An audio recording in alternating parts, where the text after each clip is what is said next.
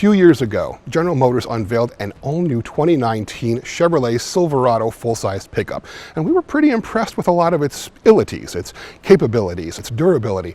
But the one area that we weren't terribly thrilled with was the interior, and we weren't alone. The calls for a new interior on the Silverado were loud and they were widespread. And so for the 2022 model year, Chevrolet has now come with this. This is the new 22 Silverado 1500. And on the LT trim level and above, it has an all-new interior. But that's not the only change that Chevy has made for the 22 model year. There's some new technological advancements as well, and there's even a new top off-road trim level, the ZR2.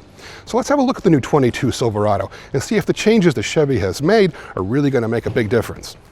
Now, the styling changes to the Silverado really aren't that great. It looks pretty much like it did for the 2019 model year, but they've made a few refinements.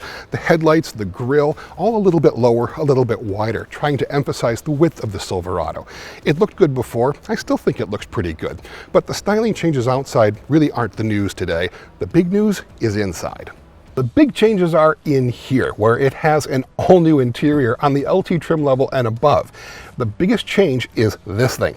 It's a 13.4-inch diagonal touchscreen. It fills up most of the center console, and it's big, it's bright, it's canted towards the driver, so it's fairly easy to use, and it really does look good.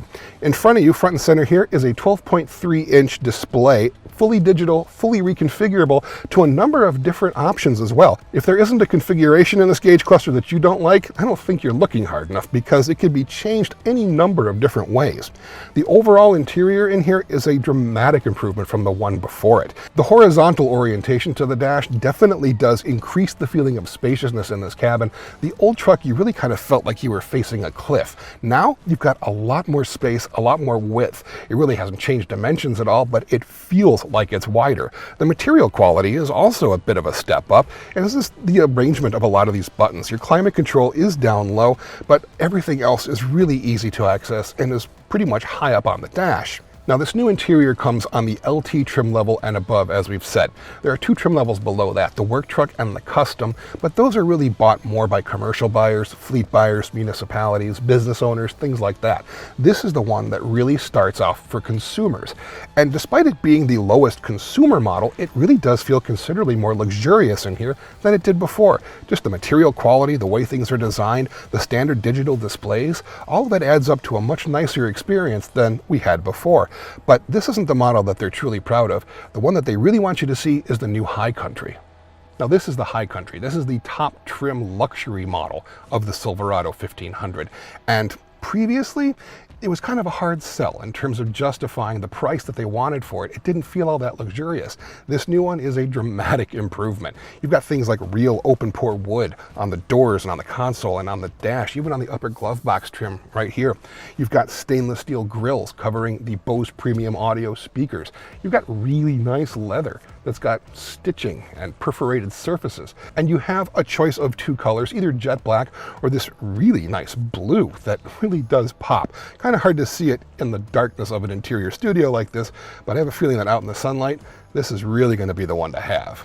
There are a few equipment changes for 2022 as well. One of them comes with the Duramax diesel engine, the 3-liter inline-6 turbo diesel that you can get on a number of trim levels.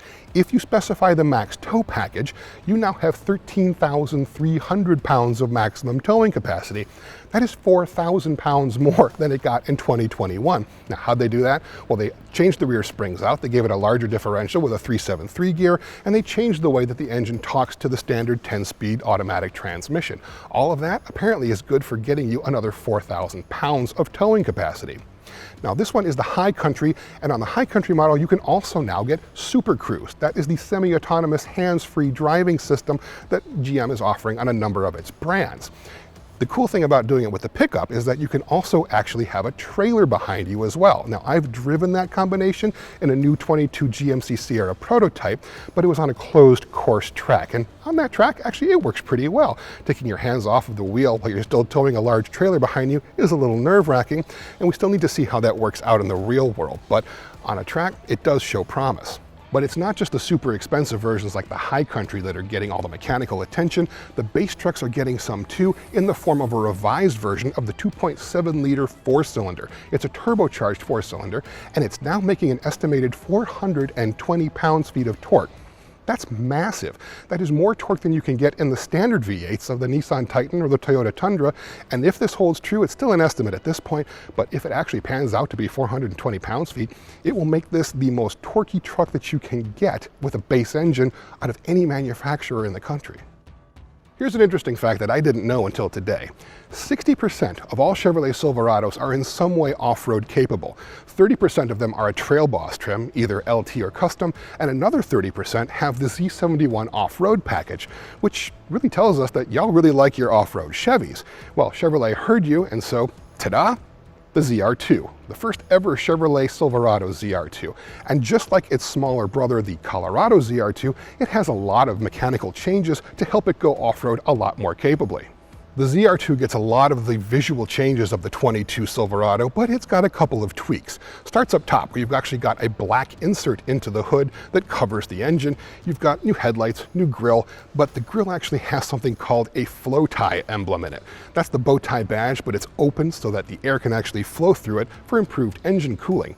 It's got steel bumpers and integrated skid plates, but these end caps actually are removable to help with off-road clearance while you're rock crawling. Down the side, you've got ZR2 badging on the fenders, and you've got these black plastic fender extensions to try and protect the body from flying rocks and chips and debris. The wheels themselves are 18-inch black painted wheels featuring Goodyear Wrangler Territory mud terrain tires. They're 33 inches tall, so that lifts the truck a little bit and helps it with breakover angle and actually clearing larger obstacles. Under the hood, there's only one engine option for now, a 6.2-liter V8 making 420 horsepower and 460 pounds-feet of torque. It's mated up to a standard 10-speed automatic transmission. Now, just like the Colorado ZR2, the Silverado ZR2's real magic bits are in its suspension. It's got similar Multimatic DSSV spool valve shock absorbers at all four corners. Now, that's a big, long technical word, but really what it means is you can travel off-road over some pretty decent terrain at a reasonable clip and not overheat the shocks. They're still good at higher speeds. It's got different springs for increased wheel travel. It's got skid plates underneath to help protect it against rocks and obstacles. And they've even thought of things like tucking the exhaust up a little bit higher and behind the rear bumper so that it doesn't stick out, it's not going to be damaged, and it doesn't affect the departure angle at all. Now, like the rest of the 22 Silverado lineup, you do have a new interior in the ZR2, but it's got a unique color pattern than the rest of the lineup. You've got jet black and gray stone. I'm not quite sure this is leather. I don't think this is leather. It feels like it's easy to wipe out, which would make sense in an off-road truck. But it's also got yellow stitching throughout, which really does make it look a little bit special. Pricing for the new 2022 Silverado has not yet been announced. That's coming a little bit closer to the on-sale date, and that on-sale date is also a little bit later than we'd expected. It's spring of 2022. But I guess if the pandemic has taught us anything, it's that you're going to have to wait for your deliveries lately. If you'd like to learn more about the new 2022 Chevrolet Silverado, you can look everything up on Cars.com.